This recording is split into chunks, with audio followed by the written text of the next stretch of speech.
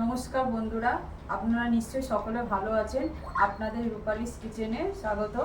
আজ আপনাদের কাছে আর একটা নতুন আইটেম নিয়ে এসেছি। সেটা হলো, নতুন রেসিপিটা হলো চিংড়ি মাছ দিয়ে, ঢেঁড়স দিয়ে এবং আম দিয়ে একটা টক করে দেখাবো। দেখতে থাকুন এবার আমি কি করে টকটা বানাচ্ছি, পুরো ভিডিওটা দেখুন। চিংড়ি মাছের টকটা করার জন্য আমি প্রথমে চিংড়ি মাছ নুন এবং হলুদ দিয়ে মাখিয়ে রেখেছি। এটা ভেজে নেবো। আর আমি এই টকটা বানানোর জন্য কিছুটা ঢেঁড়স নিয়েছি, 250 গ্রাম ঢেঁড়স নিয়েছি। আর কিছুটা কাঁচা আম নিয়ে রেখেছি। এই আমগুলো কেটে রেখেছি। এবার আমি দেখাচ্ছি। প্রথমে আমি চিংড়ি মাছটা ভেজে নেবো। চিংড়ি মাছটা প্রথমে লাল লাল করে একটু ভেজে নিচ্ছি, তারপর টকটা শুরু করবো। বন্ধুরা, আমি সব চিংড়ি মাছগুলো ভেজে নিয়েছি। খুব কড়া করে ভাজিনি, এরমভাবে টকের মধ্যে দেবো তো, খুব কড়া করে ভাজবো না। এরমভাবে ভেজে আমি প্রথমে তুলে নিলাম। এবার আমি ওই তেলেই প্রথমে আমি কটা শুকনো লঙ্কা দিয়ে দেবো।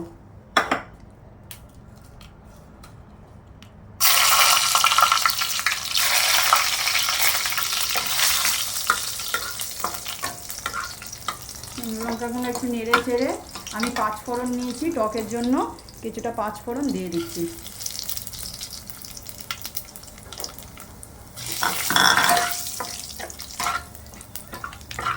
ভালো তেলে গরম হয়ে গেছে 5 ফোড়নটা। এবার আমি যে ঢেঁড়সগুলো কেটে রেখেছিলাম এই ঢেঁড়সগুলো দিয়ে দেবো।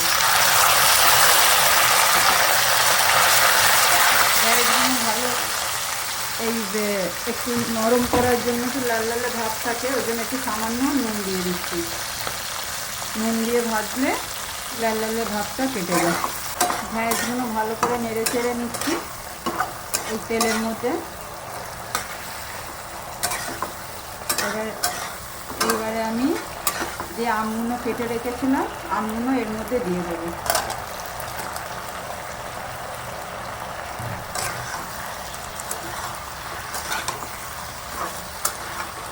ভালো করে ঢেঁড়স আর এবং আমগুলো ভালো করে মিশিয়ে নিচ্ছি। এবার এর মধ্যে আমি সামান্য একটু হলুদ দেবো।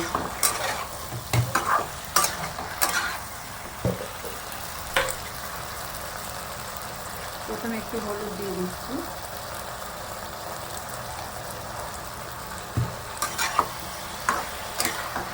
এটা একটু হালকা ভাজা ভাজা করে নেব। আম এবং ঢেঁড়সটা ভালো মিশে গেছে। হলুদ দিয়ে ভালো করে নেড়ে চেড়ে নিলাম। আর এই টকটা করতে কোনো মশলা লাগে না, সামান্য একটু খালি হলুদ লাগে আর এই 5 ফোড়ন লাগে।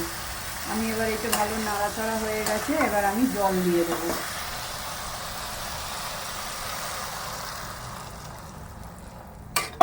এটা ভালো করে এবার জলের সঙ্গে মিশিয়ে গেলে এবার একটু ফুটবে যখন, তখন আমি চিংড়ি মাছটা দেবো। দেখুন বন্ধুরা, টকটা ভালো ফুটছে। এইবার আমি যে চিংড়ি মাছ কটা ভেজে রেখেছিলাম এবার মাছগুলো এর মধ্যে দিয়ে দেবো।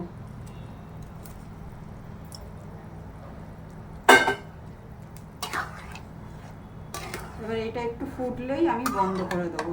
বন্ধুরা, আমার চিংড়ি মাছ এবং আম দিয়ে যে টকটা করেছিলাম হয়ে গেছে।